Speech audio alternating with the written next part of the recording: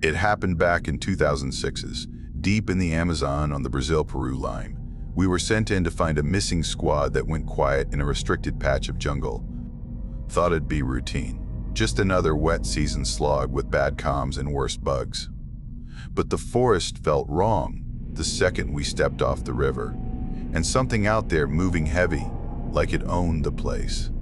I didn't believe half the stories locals whispered, not until we found the cave. That's where everything changed.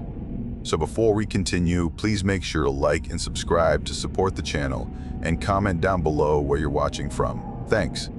I still remember the heat first. That thick Amazon wet season heat that crawls under the uniform and stays there. Makes the vest feel like soaked cardboard. Makes every breath taste like old leaves and rot. We stepped off the riverboat in a slow line, boots sinking a little into the mud, all of us blinking against insects tapping at our eyes. It was late afternoon, but the clouds already stacked high, dark as used oil. Storm coming. Always a storm coming that time of year. 2006. Brazil-Peru border region. A narrow tributary nobody back home could point to on a map. Mission was simple on paper: move inland, find a missing U.S. squad that dropped off comms after entering a restricted grid, joint training, route checks, anti-smuggling support. Routine until it wasn't. I kept my head on a swivel. Years since another mission went bad, but guilt sticks tighter than web gear. So I kept it simple: move, listen, count heads, don't get lost. Ward took point. Sergeant Eli Ward always looked calm, had this steady voice, and carried himself like nothing could rattle him. Father back home, 2 kids. He ran checks out loud like a habit. Spacing, hydration, weapons clear. He wasn't talking to hear himself. Talking kept him steady. Reyes drifted near me, quiet as usual. Specialist Daniela Reyes, medic, sharp eyes. She watched everyone's gait, shoulders, breathing, always checking feet, hands, bug bites. You didn't notice half the stuff she fixed until she was done. Pike trudged behind us, radio strapped tight. Corporal Jonah Pike hated the canopy. Said it ate the damn signal like a hungry hippo. Anytime the river curved or the trees thickened, he'd lift the antenna and swear under his breath. Nervous humor. He lived on it. Halvorsen, the new guy, marched stiff like someone watching a boot camp film. PFC Trent Halvorsen, eager, wide-eyed, trying to look tough. He over-tightened every strap until his shoulders bunched. Sweated through everything in the first hour. He stumbled once on a route, face going red. Nobody said anything, but I saw him check if we noticed. Our interpreter, Paulo Silva, stayed near Ward, but kept looking at the tree line like it watched him back. He knew this ground better than any of us. Broad-shouldered, weathered face, machete on his belt. Good man, but the deeper we went, the less he talked. When Ward asked for bearings, Paulo pointed without a word. Paulo didn't like the grid we were headed toward. Said it was wrong ground, wouldn't explain. Locals don't waste words on things they fear. We pushed along the river, marking trees, counting steps. Normal patrol rhythm. Boredom mixed with flashes of alertness. Birds called overhead. Branches cracked under monkeys. Every 10 minutes someone swatted at mosquitoes or ants. Real jungle stuff. No spooky crap yet. I checked the map again. Last known check-in point was upriver, near a bend where the tributary tightened. The missing squad's last transmission was clipped, almost casual. Routine stuff. Then nothing. Just gone. Ward kept us in motion. We'll hit the point by dusk if we hold pace. Nobody argued. Less daylight meant more problems. The air shifted sometimes, little pockets of silence. Strange ones. Like the insects paused. I didn't say anything. Figured it was me being jumpy. But after the 3rd or 4th one, I caught Reyes glancing up the same way. Maybe she felt it too. We stopped once for a quick breather. Halvorsen chugged water like he hadn't had a sip in days. Easy, Reyes said. Slow or you'll puke it back. He nodded fast, wiping sweat with a shaking hand. Pike craps with the radio trying to raise command. Static. Damn canopy. I swear these trees are built to ruin my life. Ward told him to keep trying every half hour. Thunder rumbled far off, the sky already turning this sickly bruised color. "Storm'll hit before night," Paolo muttered. "Good," Pike said. "Maybe it'll cool things off." Paolo gave him a look like he didn't get the joke. We moved deeper, away from the river, stepping through mud that grabbed at boots. Vines brushed our arms like dead hands. Leaves slapped our faces. Normal jungle misery. I checked compass, checked spacing. Everything felt routine, almost comforting. Walking calms the mind, gives you something simple to do. But Paolo slowed down when the trees thinned around this low ridge. He scanned left, then right, jaw clenched. "What is it?" Ward asked. Paolo shook his head. "This ground, wrong." Halvorsen whispered, "What's that even mean?" Nobody answered. The light dropped fast. Wet season dusk hits like someone flipping a switch. The birds got louder for a minute, then quiet again. Not gone, just a weird hush. We were about to call a short halt when Rhea said, "Hold up." She crouched near a hanging vine. Something brown caught on it. I swung my light. A strap. Nylon, torn, US issue. I felt my stomach drop a little. Reyes tugged it loose with a stick, not her hands. Smart. The rip edges were fresh fibers, clean, not weathered, not weeks old. Something snagged it hard. "From their squad?" she asked. Ward took it, turned it in his hand.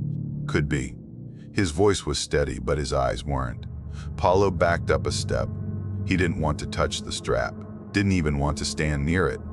He muttered something in Portuguese, low and quick, sounded like a warning or maybe a prayer. Pike looked around, shifting from foot to foot. Could be thorns. Hell, everything here bites. But he didn't believe that, none of us did. Halvorsen swallowed. Loud. So something happened close, like real close.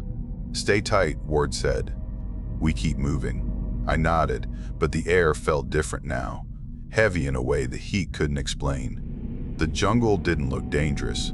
It just felt like it was waiting. We moved out slow, eyes up, rifles ready. Every sound seemed sharper, every shadow longer. Normalcy was slipping piece by piece. And right there, with that one torn strap dangling in Ward's hand, I knew the mission wasn't routine anymore. But the worst part? We were still miles from the check-in point. Still hours from anything real. The jungle was only giving us the first hint. We pushed on, but the air got strange, heavier. Like the forest knew something we didn't. Humidity rose fast, thicker than before, carrying this sour smell under the normal rot. The sky kept closing in above us, the canopy knitting tighter until daylight turned dull green. By mid-afternoon, the birds quit. Not slowed down, quit.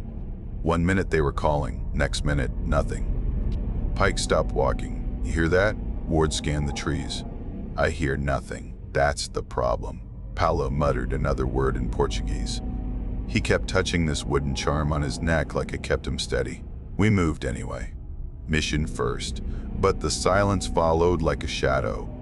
Even Halvorsen felt it. He kept fingering the strap on his chest rig, eyes wide. He whispered, "Forest feels empty." Rhea said, "Stay focused. Empty or not, it's still ground to cover." A few hundred yards later, we found the next strange thing. Huge footprints in a muddy patch near a half-dry runoff. I almost stepped in one before I noticed the shape. Deep, wide, too big for jaguar, too long for tapir. The heel sank deep like something heavy planted itself before pushing forward. Reyes knelt, placed her hand near the print but didn't touch it. "This ain't right." Halvorsen crouched beside her. "What even makes that?" "Nothing I've treated before," Reyes said. Ward tried to keep control of the mood. Could be erosion. Could be drag from equipment. But even he didn't sound sold on it. The print edges were clean. No drag trails. No odd debris. Paolo stayed several steps back from the prints.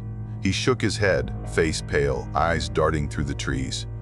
He said a short phrase in Portuguese again, wouldn't translate it when Ward asked. The smell hit next. Came in light waves, disappearing as fast as it came. Not dead animal rot, worse, sharper. Like old meat washed in swamp water. Reyes sniffed and made a face. "Smell that?" "Ugh." Halvorsen gagged. "What the hell died out here?" Paolo swallowed hard and said one jagged word. We didn't understand, but the way his voice cracked made it clear he didn't want to explain. We followed the tributary bend toward the missing squad's last known point. Rourke, me. I kept counting steps, watching the shadows. Every branch crack made my nerves twitch. We found the next sign late in the afternoon, when the clouds started stacking again. A torn map pouch, caught under a root like someone flung it while running. Pike recognized the unit patch stamped on it. Yep, that's theirs. Ward opened it carefully. Empty. Mud caked inside. A faded glow stick lay a few feet away. Snapped open sometime before, but long dead. Reyes picked it up with gloves. Used maybe a day or two ago. Paolo shook his head harder this time. Sweat ran down his face. Not heat sweat, fear sweat. We found a single boot print near the riverbank, different from the huge tracks, US-issue tread. The heel dug deep like someone sprinting, slipping, scrambling. The rest of the trail vanished into hard soil and ferns. Halvorsen looked at me. Someone ran. I nodded. Yeah, from what? He asked. Nobody answered. The river hissed softly, flowing around driftwood. But the forest stayed silent. Too silent. Even the insects felt muted. I could hear my own heartbeat in my ears. Pike kept trying the radio. Come on, static. Nothing else. He slapped the side, frustrated. This damn place is a signal graveyard. Ward told him to keep it off for a few minutes at a time so the battery wouldn't die early. We pressed on with the last of the daylight leaking through the canopy like weak lantern light. Clouds rolled thicker. The storm smelled close. Reyes checked our spacing. Halvorsen, straighten your left strap. You're cutting your circulation. He adjusted it fast, trying to look calm, but he kept glancing toward the tree line like something waited in there. We stopped once to mark another waypoint. Pike dragged a quick X on a tree and read the map with a red lens light. We're maybe half a click from the last check-in spot. Stay sharp, Ward said. We don't know what we're walking into. Paolo refused to stand still. His eyes kept scanning the ground, especially the mud, like he expected another track to appear. The forest changed again. The monkeys, which had been calling from somewhere far off, suddenly stopped. Hard stop, like something cut them off mid-cry. Halvorsen froze. Okay, that's not normal. Rhea shrugged, but her voice was tense. Animals get spooked all the time. Not like that, I said. Not all at once, Ward nodded. Eyes up. We're moving. We barely got 50 yards before the sound hit. A deep boom. Not thunder. Not a gunshot. Not rock hitting ground. It was like something massive slammed into the earth far away. A dull, heavy impact that shivered through the soil under our boots. Everyone stopped. Nobody talked. Pike whispered, "What the hell was that?" Halvorsen's rifle trembled in his grip. That wasn't an animal. Paolo looked back the way we came and whispered something that didn't sound good. Ward took a breath. Keep your heads. Could be a landslide or a tree fall. But he didn't believe that. I could hear it in his voice. Lightning flashed above the canopy. Thunder answered a few seconds later.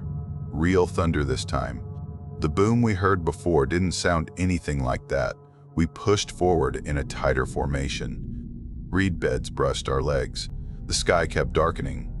The storm would be on us soon. The unease crawled deeper under my skin. Something out here moved in a way I didn't understand. Something big enough to make the ground jump. And if the missing squad heard that same sound, maybe that's why they ran. The storm rolled in faster than any of us expected. 1 minute the sky was just heavy. Next minute it dropped low and mean, pressing the air down until everything felt tight around the ribs. Ward checked the map one more time. Last known point is just ahead, maybe 200 yards. Paolo shook his head like that didn't matter anymore. The ground changed under our boots. Softer at first, then patchy with dark rock. Less vine cover. The trees looked spaced wrong, uneven, like they didn't want to grow close to the ridge ahead. Made me think the forest avoided it. Reyes noticed too. Feels like different ground. She didn't have to say it. We all felt it. The first drops hit big, warm splats that slapped the leaves. Then the rain switched on full blast. a solid wall. I could barely see 5 steps ahead. Everything blurred. Even the smell changed. Wet stone, churned mud, that faint rot stinking up again under the fresh rain. Pike wrestled with the radio under his poncho. Nothing. Just static, storms killing the signal. Ward nodded. Keep trying in bursts. We kept moving, slow and tight. Boots slid on slick mud. Water ran down our helmets, crawled under collars, poured off gear. The jungle turned to a maze of shadows and sheeted rain. Then the tree line to our left shuddered. Not a breeze, not branches blowing. Something big moved behind them. Halvorsen froze, finger tightening on the trigger. What was that? Nobody answered. Another shift, heavy, thick, like a boulder grinding against trunks. I raised my rifle. Everyone did. Paolo whispered something sharp and scared. His voice cracked. We tried to get eyes on it, but the rain blurred everything. Shadows looked like shapes. Shapes looked like threats. We stacked close around Ward, weapons pointed out, waiting for whatever was coming. Then it moved again. A huge shape slid between the trunks, low and steady. A tail, or something like a tail, swung behind it, moving with this slow, deliberate sway, not thrashing. Controlled, heavy. Halvorsen breathed hard. No way that's a boar. Reyes didn't take her eyes off the tree line. Too big, Pike muttered. Taper my ass. A flash of lightning lit the world for a heartbeat. And in that flash, I saw one thing clear. An eye. Set wide apart from where a jaguar's eyes would be. Too high off the ground. Reflecting light like wet glass. Gone the next blink. The shape pushed deeper between the trees, heading toward our flank. Slow. Purposeful. Like it knew the ground better than we did. Ward hissed, move. Higher ground. Now, Paolo pointed to a rock face half hidden by hanging roots. There. Cave. We didn't argue. We broke toward it, slipping on wet stone, grabbing roots for balance. Rain hammered down so hard I could barely hear my own breathing. The forest roared with water. Something crashed behind us. Loud, close. A trunk snapped. Not fell snapped. Pike yelled, "It's right behind us." Ward waved us up the rock face. Go, go, we climbed. Boots sliding on slick stone, hands clawing for grips. I felt mud and water running down my sleeves. My knees banged hard on a ledge. Didn't matter. Climb. Paolo reached the narrow opening first and waved us in. Quick, inside. Reyes shoved Halvorsen ahead of her. Pike peeled off to the side, nearly slipped, caught himself on a root. Ward pushed him forward. I went in last, turning sideways to squeeze into the tight, dark gap. The space was barely wider than my shoulders, cold air spilling out from inside. Just as I slipped through, something slammed into the rock outside. The stone vibrated. Dust fell from above. Another hit closer.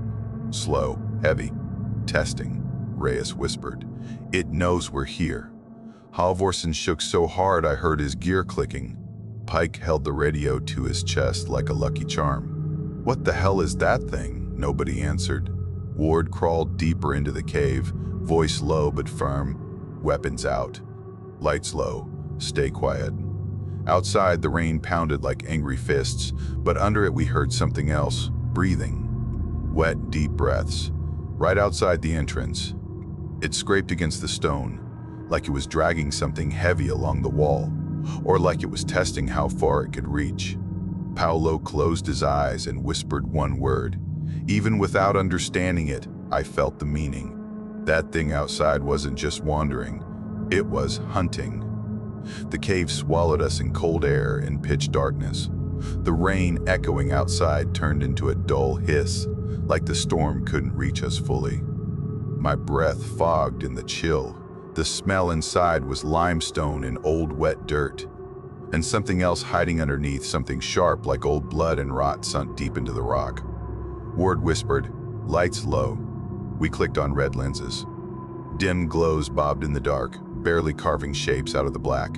The space narrowed for a few feet, then opened wider, a sloping chamber with uneven ground. Water dripped from somewhere above, tapping on stone. The beam of my light caught gouges along the walls. Long, deep scratches that cut through rock like someone raked a metal tool across it. Reyes leaned closer. "Those aren't natural." Pike swallowed. "No kidding. The scratches were too deep, too long, too deliberate. Like whatever made them had strength we weren't built to understand." The cave floor cracked under my boot, brittle under a thin layer of mud. I bent down, scraping the surface. Something hard rolled loose and clattered, a small bone-old, mineral-stained. When my light swept across the chamber, the truth came into focus. Bones everywhere, half-buried, piled, scattered. Some smooth with age, some darker, mud-caked, but on top fresh ones. Pale on the inside, snapped open, splintered clean like sticks. One still had a flap of something stuck to it that I didn't want to name.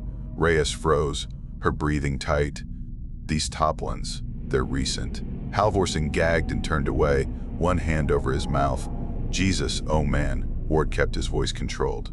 "Easy, stay focused." We moved slowly through the chamber, picking around bones. A helmet lay crushed near a rock. The Kevlar bent inwards with a curved indentation, too big to be teeth from any known animal out here. Reyes lifted it with 2 fingers. "That's a bite," she said. "A big one." Dog tags lay tangled near a split femur. Reyes lifted them with a pen. U.S. issue. Names worn from dirt, but readable. Missing squad. No doubts left. Halvorsen backed up until he hit the wall. "So they're dead? All of them?" Nobody answered. We didn't need to. We found more gear scattered in a messy trail deeper inside. A torn sleeve, a chest rig strap ripped clean through, a blood-dark cloth strip that stuck to my glove when I tried to move it. I peeled it off, bile rising in my throat. Ward inhaled slowly, the kind of breath you take when accepting the worst. "We'll document what we can. Command needs to know what's here." But we all knew the truth. Evidence wouldn't matter. Command wouldn't believe this without bodies or worse. And whatever killed these men didn't leave bodies whole. The deeper sections stank, thick, warm, like the air itself rotted. A narrow side tunnel branched off the chamber. Paolo refused to go anywhere near it. He kept shaking his head, whispering a warning we didn't understand. I shined my light down the passage. Bones were stacked there, neatened almost, like something dragged prey to this spot over and over. "A feeding pocket," Reyes said under her breath.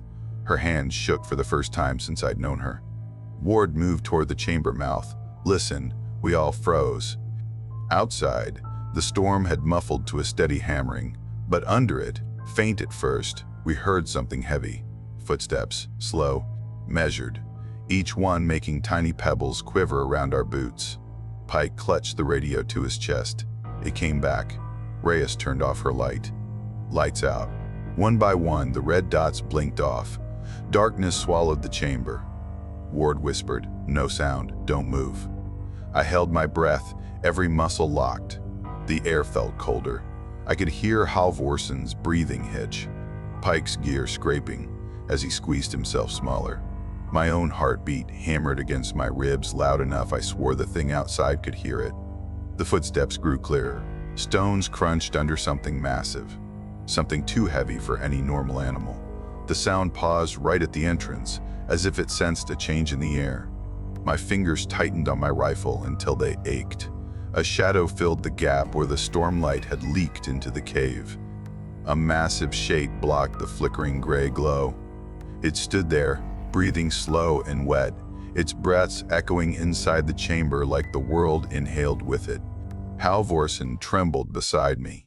I placed a hand against his shoulder, steady, firm, hoping he wouldn't panic.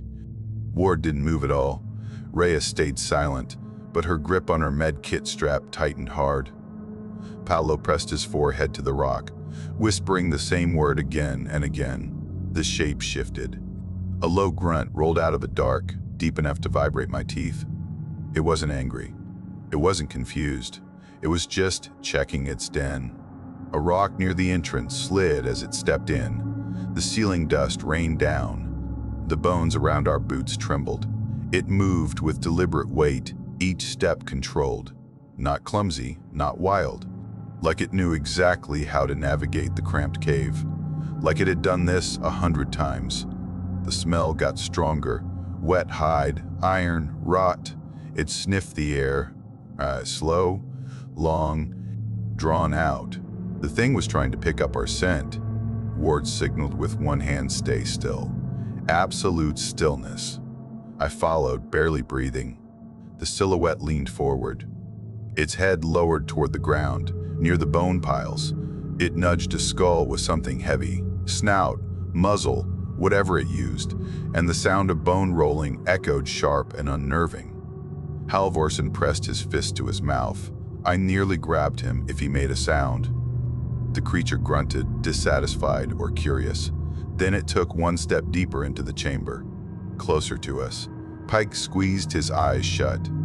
His fingers dug into the radio so hard I worried the plastic would crack.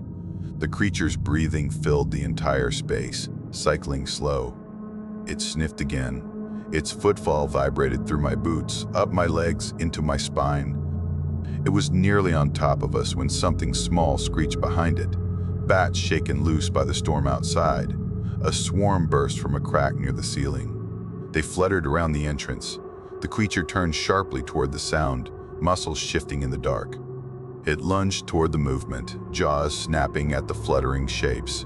Ward seized the moment, touching my shoulder, then pointing toward a side passage. We crawled, slow and silent, sliding behind a rock formation while the creature focused on the bats. The rock scraped my gear. My knees ground over small bones.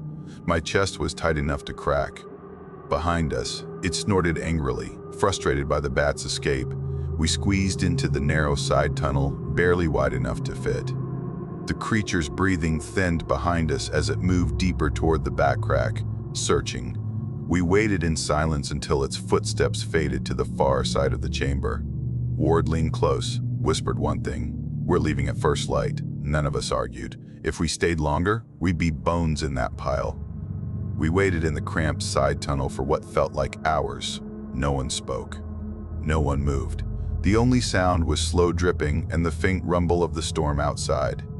My legs cramped so bad I had to bite down on my sleeve to keep quiet. Ward tapped my arm twice. His signal, listen. The creature was still in the cave. We heard it pacing slow, sniffing, nudging things around. Every once in a while it made this low, huffing grunt like it wasn't satisfied, like it knew something was off. Pike leaned against the stone, jaw locked, eyes glassy with fear.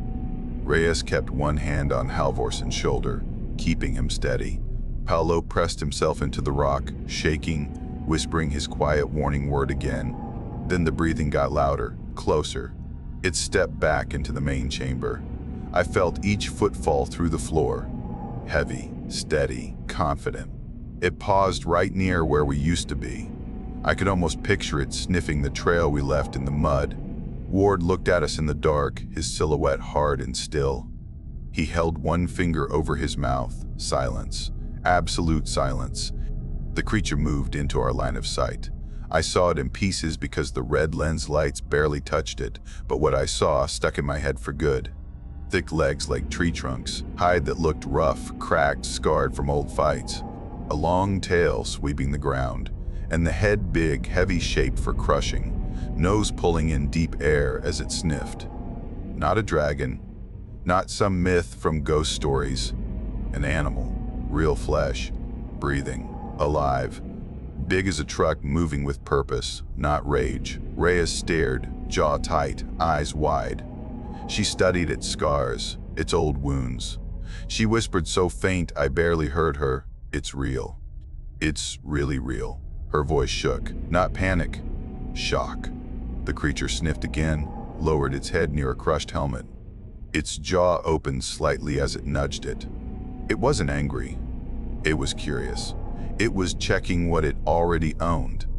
Halvorsen shifted a toe and scraped the stone. The sound was tiny.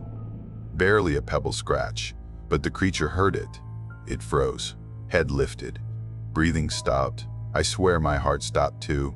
It turned toward our narrow hide hole, slow as a trap closing. I felt its presence like a weight. My rifle was already shouldered, finger near the trigger, but Ward raised one hand without looking at me. "Don't fire. Not unless it charged." He was right. One burst wouldn't drop that thing. We'd just die loud. The creature stepped closer. A single, heavy footfall. The air shifted with its breath.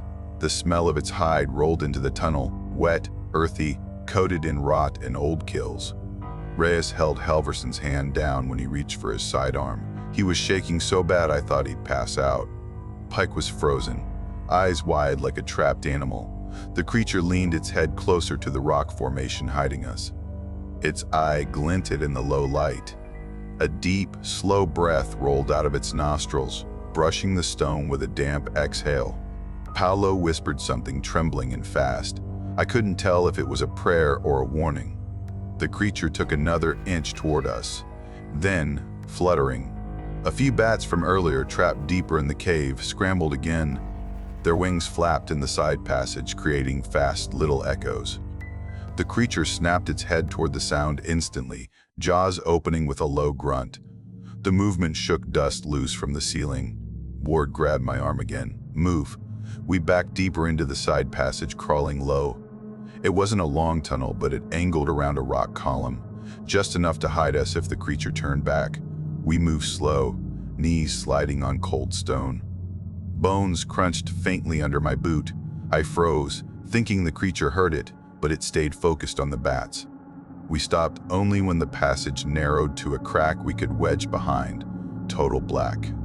No room to shift, no room to breathe full. The creature wandered the chamber again. Heavy steps circled the space. It huffed, scraped something, sniffed at our old tracks. My throat felt locked. Sweat dripped down my back in cold lines. Minutes passed, maybe hours. Hard to tell in the dark. Then the footsteps drifted toward the entrance. The creature paused once more, breathing long and loud, almost frustrated. Then it stepped out. The storm swallowed its sound. We didn't move, not yet. After a long while, Pike slowly lifted the radio. A miracle. A weak signal flared. Barely a whine through static. He held it up, shaking hands trying to catch the best angle. "Found, remains," he whispered into the mic. "Large hostile unknown. Need extraction. Repeat, unknown. Request urgent pickup." The signal flickered. Popped. Died. He tried again. Nothing. The cave ate the rest. Ward rested his head against the stone. For a long moment, nobody breathed. We weren't safe, not by a mile. The thing used this cave like a home, like a den. We weren't just hiding from some random predator. We'd crawled straight into its territory. What we saw in here, the bones, the gear, the crushed helmet, that was the end result of men who got too close. Men like us. Ward finally whispered, "First light. We move." His voice was steady, but I could hear something behind it. Not fear, realization. We'd poked a giant in its sleep. At daylight, it would still be out there. First light seeped into the cave like weak smoke, pale gray. Faint. Not enough to warm anything, but enough for us to see the outlines of our own fear. Nobody slept. We just sat there cramped, backs pressed to stone, waiting for the chance to move. Ward checked each of us with a silent look. His face was tight, paler than normal. Paolo looked worse, eyes bloodshot, skin gone gray. Reyes checked him, hand steady, voice low. "You're dehydrated. Sip slow." He did, but his hand shook. We killed the lights and crept toward the main chamber. The smell of rot still hung thick, showing the thing had been here for years, maybe longer. Bones lay scattered exactly as before, nothing reclaimed by the jungle. Whatever lived here owned this room. Halvorsen whispered, "Tracks outside are going to be fresh." He wasn't wrong. We eased toward the entrance and looked out. The storm had washed everything clean. The jungle dripped steadily. The sky had that washed-out gray you get after a long night of rain. Mud glistened across the rocks, and right outside the cave mouth, fresh prints. Deep, clear. 2 fresh passes around the entrance. It had circled, more than once. Reyes let out a slow breath. "It waited for us," Ward whispered. "We're not dying in this cave." We stacked up and moved out onto the slope. Every leaf shimmered with droplets. Steam rose where sunlight touched the ground. The jungle should have been loud with insects waking up. It wasn't. The quiet pressed in so thick it felt physical. We moved in a staggered line, rifles scanning every shadow. Humidity wrapped around us, soaking everything under our uniforms. My neck felt stiff, my eyes burning from no sleep. We stepped into low fog clinging to the ground. Visibility dropped fast. The fog moved slow, swirling around our boots. Every step felt like walking into the unknown. Then the forest exploded. Branches cracked, leaves shook. A shadow burst from the brush, massive, fast, low to the ground. The creature didn't roar. It didn't scream. It just moved, pure muscle, crushing the ground under it. Halvorsen fired too early. 3 fast shots, panicked. The bullet smacked uselessly against its hide. The impacts made it huff, maybe flinch, but not enough. The shots did one thing. They made it angry. "Move," Ward shouted. We ran through the fog, stumbling over roots, crashing through wet ferns. The creature barreled behind us, each footfall thudding through the earth. I felt it through my boots, climbing my legs, rattling my bones. Paulo slipped. He tried to catch himself, but the mud betrayed him. He slid down a short slope toward the creature's path. I turned back, grabbed his arm, but he slid too far. He hit a root, rolled, and in that split second he looked at me. Just one look. He knew. The creature's head dipped low. A flash of teeth. A wet impact. A sound I won't ever forget. Paulo was yanked off the ground and dragged into the brush. His scream cut short fast. Too fast. A single crunch echoed through the trees. Reyes screamed his name and tried to run after him. Ward grabbed her with both arms, pinning her back. "He's gone. Move." She struggled for a second before the truth hit her. She tore her arm away and ran with us. The ground dipped as we scrambled over a ridge. Branches slapped our faces, my lungs burned, legs shaking. Behind us, the creature crashed through brush, snapping trunks like dry sticks. Pike stumbled hard on a rock and nearly fell, but I caught him. "Keep moving. I'm trying." His voice cracked with fear. We broke through a patch of vines and saw it, a rundown research shack tucked between 2 leaning trees, wood rotting. Roof half collapsed. Broken solar panels leaning in the mud. Ward pointed. "Inside." We ran for it. Halvorsen kicked the warped door open and we piled in. The room stank of mold, old metal, and something chemical that had long dried out. Faded papers lay scattered across a desk. A rusted cot leaned sideways. A crate marked with Portuguese words sat split open, contents ruined. The creature circled the shack. We heard its footsteps in the mud slow now, patient, sniffing. Reyes whispered, voice trembling. "It's hunting us like we're nothing." Pike knelt by the crate, rifling through soaked notebooks. "This place, someone studied something here." "Not someone," Ward said. "Government." He lifted a ripped warning sign from the corner. Portuguese lettering, faded but readable. Words like restricted, survey zone, hazard, closed biological region. There were sketches too, on a half-molded board. Drawings of topography. A sinkhole structure. Notes scribbled around it. Something about isolated ecosystem, unknown megafauna possibility, genetic isolation beyond expected range. Reyes read one of the surviving lines. Apex organism possesses traits not cataloged, territorial, avoid nesting zone. She lowered the paper, voice soft. They knew something lived out here. Halvorsen backed up to the wall, breathing heavy. So they knew. They knew and didn't say anything? Why bring us in here then? Ward answered flatly. Because they didn't want to believe it. Outside, heavy footsteps circled, then stopped. Mud squished under weight. The creature sniffed at the wall deep, long breaths through its nostrils. The boards vibrated with each exhale. Reyes covered her mouth, not crying, just holding back sound. The creature paced once more, then silence. We waited. Didn't trust the quiet. Ward checked the door crack. Nothing. He eased back. We hold here until night falls, then we move. No, I said. It moves at night. He nodded. Yeah, but so do we. Staying in daylight gets us killed faster. Pike sat on the floor, radio hugged to his chest. If Command got even a piece of that message, maybe someone's coming. Rhea shook her head. Or nobody believes it. Night sank in slow. The temperature dropped. The shack creaked in the breeze. Flies buzzed at the broken window. The forest stayed dead quiet. When the first thud hit the wall, I knew we were in trouble. Not an attack. A test. A second thud came. Lower. Almost like it nudged the wall with its head. Boards rattled. Roof dust drifted down. It was learning our shape, our size, our limits, Reyes whispered. It's waiting. Like it knows we're trapped. I nodded. It's smart in its own way. It knows this is our only shelter. Halvorsen sat shaking in the corner. We can't outrun that thing. We can't kill it. Ward crouched beside him. Maybe not. But we'll make it hurt enough to leave us alone. Outside, something heavy scraped across the front of the shack. Slow. Deliberate. The creature's breathing drifted into the cracks. Not angry. Not excited. Just patient. It circled again. Each step, so steady it felt like a countdown. Night swallowed the last of the light. We huddled inside that broken shack, every nerve screaming. The creature waited in the dark, learning us.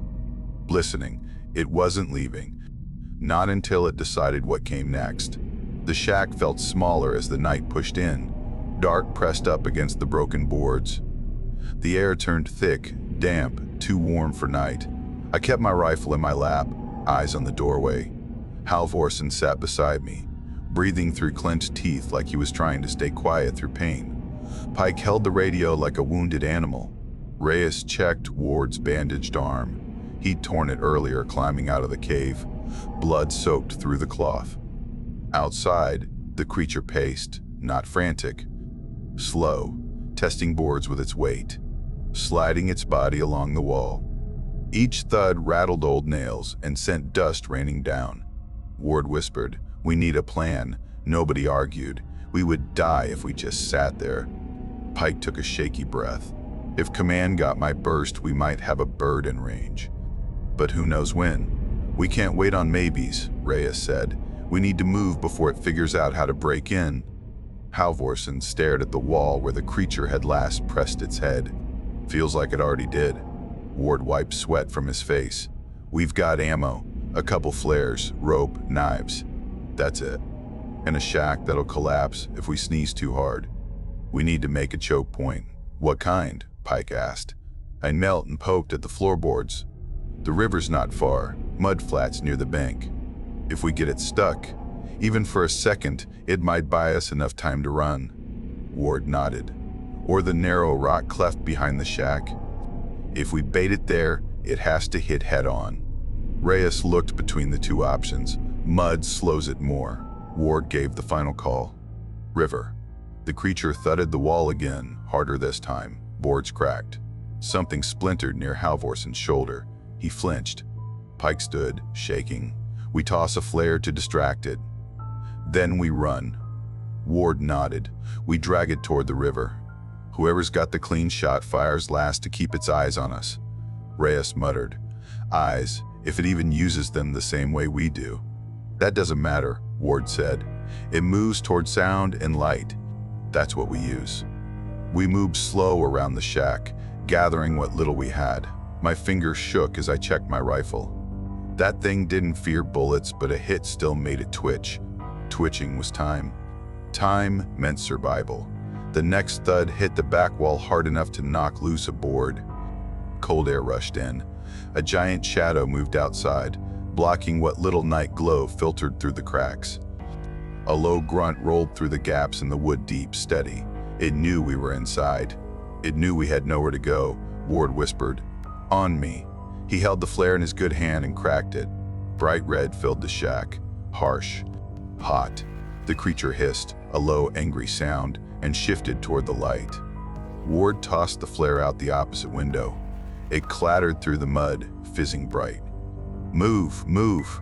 We pushed out the side door in a tight line, boots slamming into mud, Fog clung to the ground, swirling under the flare's red glow. The creature crashed into the front of the shack behind us, smashing rotten boards like they were paper. It saw the flare first, or felt it, or heard the sizzle. Whatever sense it used, it lunged toward the light, tail sweeping across the yard with enough force to send mud spraying. Ward pointed downhill. River, now. We sprinted through brush and low branches, lungs burning. My legs screamed from running on no rest and all fear. The ground sloped, rocks slick from rain. Rhea slipped once but caught herself. Halvorsen stumbled but stayed upright. Behind us, the creature realized the flare wasn't prey. It snapped its head toward our running bodies. A thud like thunder shook the ground as it started after us. "Push harder," Ward shouted. Pike yelled, "It's gaining." I didn't need to look. The sound alone, those heavy impacts hitting the mud, told me it was closing. We burst through a curtain of vines and slid down the last stretch of hill. The river glimmered below, wide and brown and slow. Mudflats stretched along the bank, churned from the storm, perfect for slowing big legs. Ward pointed to a cluster of half-fallen trees near the water. "There. Make noise." Pike banged his rifle against a metal sheet left over from the storm wreckage. Reyes tossed a rock in the mud. I cracked another flare, even though it was our last, holding it high. The creature came through the trees behind us like a damn tank. Branches snapped against its hide, leaves ripped free. Its steps shook water from the canopy. In the flare's glow, I saw its head clearly this time. Huge, bone-heavy. Scars thick on its snout. One eye cloudy, maybe old damage. Teeth broken in places. This thing had survived things even the jungle couldn't kill. Halvorsen froze. Completely froze. Completely froze. Couldn't move, couldn't breathe. Just stared at it. "Trent." I grabbed his vest and yanked him forward. "Run." He stumbled, finally moving again, but the creature was only yards behind now. "Too close." Ward shouted, "Break left." Toward the mud.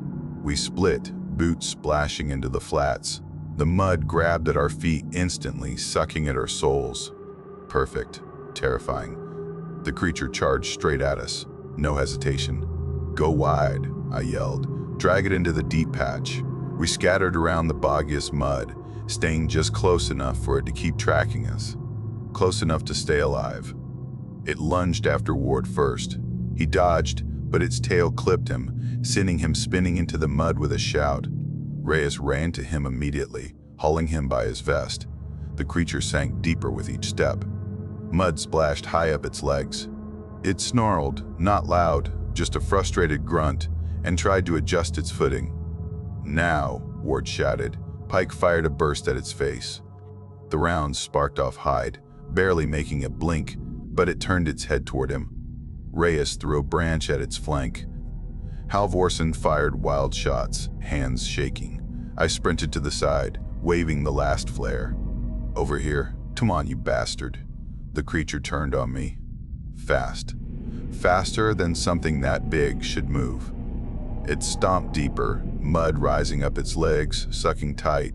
It lunged just enough for its front foot to hit a weak patch. The ground collapsed under the weight. The mud swallowed its leg to the knee. The creature roared, its first real roar, not a movie screech. A deep, guttural, angry blast of breath and muscle. It thrashed, head swinging.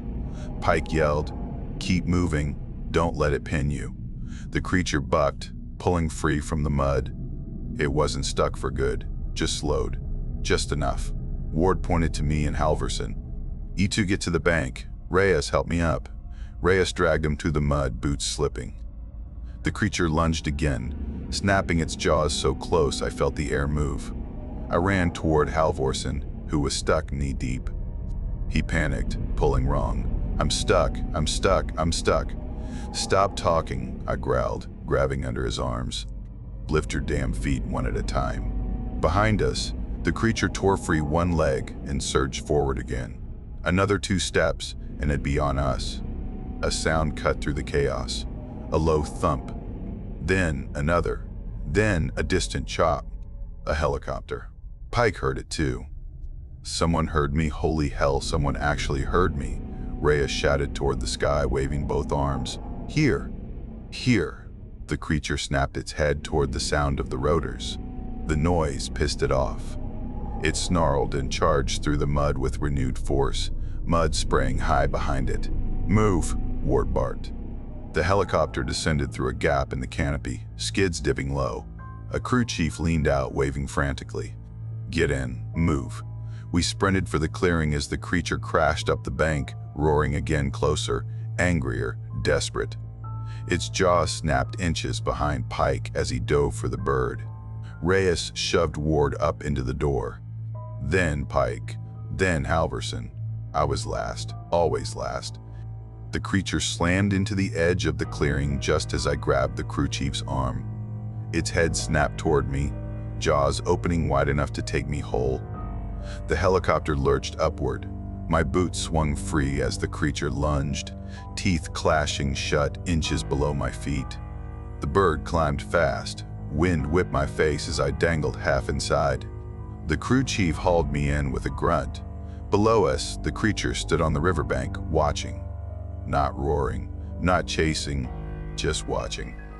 It blinked its cloudy eye, then slipped back into the green, swallowed by the jungle like it had been part of it forever. None of us spoke for a long time. We just stared down at the trees, trying to understand what we'd survived. They flew us to a forward site near the river delta. Medics pulled us off the bird fast. Bright lights, loud voices, hands checking pulses, pupils, wounds. Everything felt distant, muffled, like my ears were still full of jungle fog. Reyes wouldn't leave Ward's side. His arm was bad but fixable. Halvorsen shook nonstop until a medic wrapped him in a blanket even though the heat didn't call for it. Pike kept the radio clutched to his chest until someone gently pried it from his fingers. They asked where Paolo was. Nobody answered. The silence said enough. Someone handed me water. I drank slow. Every swallow tasted like river mud. A major I didn't know came in with 2 suits that didn't belong in the jungle. They talked low with the flight crew, then pulled us one by one into a small tent for debrief. My turn came. I sat on a folding chair with mud still drying on my uniform. The major flipped open a notepad. Start from first contact, he said. So I did. Plain facts. What we saw, what we found in the cave, what took Paulo, what tried to kill us. He kept a steady face through all of it. When I finished, he tapped his pen twice and said, so, unknown animal, large, aggressive. That's one word for it, I said. He wrote something down. Any unusual lights? Sounds? Anything unnatural? No, I said, just teeth and weight. That's enough. He nodded slowly, like that answer pleased him. This will be classified. Your report will be adjusted for accuracy. Adjusted, I repeated, for clarity, he said. Terminology matters. You didn't encounter a prehistoric animal. You encountered an unknown aggressive fauna specimen. You didn't enter a nest. You encountered a hazardous cavern site. You didn't see human remains. You identified lost personnel items. He kept going like that, turning the truth into something smaller, something safe, something they could bury. Reyes argued with her officer until she lost her voice. Ward signed the papers with a clenched jaw. Pike didn't read his.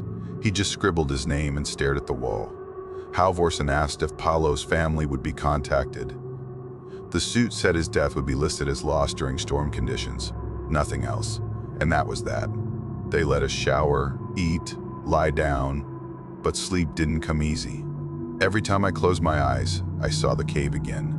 The bones, the scarred hide, the thing shifting in the dark with slow, patient breaths. Silence used to be my comfort. Now it feels like the moment before something steps out of the brush. A few weeks later, after we were flown stateside, I got a sealed package, said it was recovered with my gear.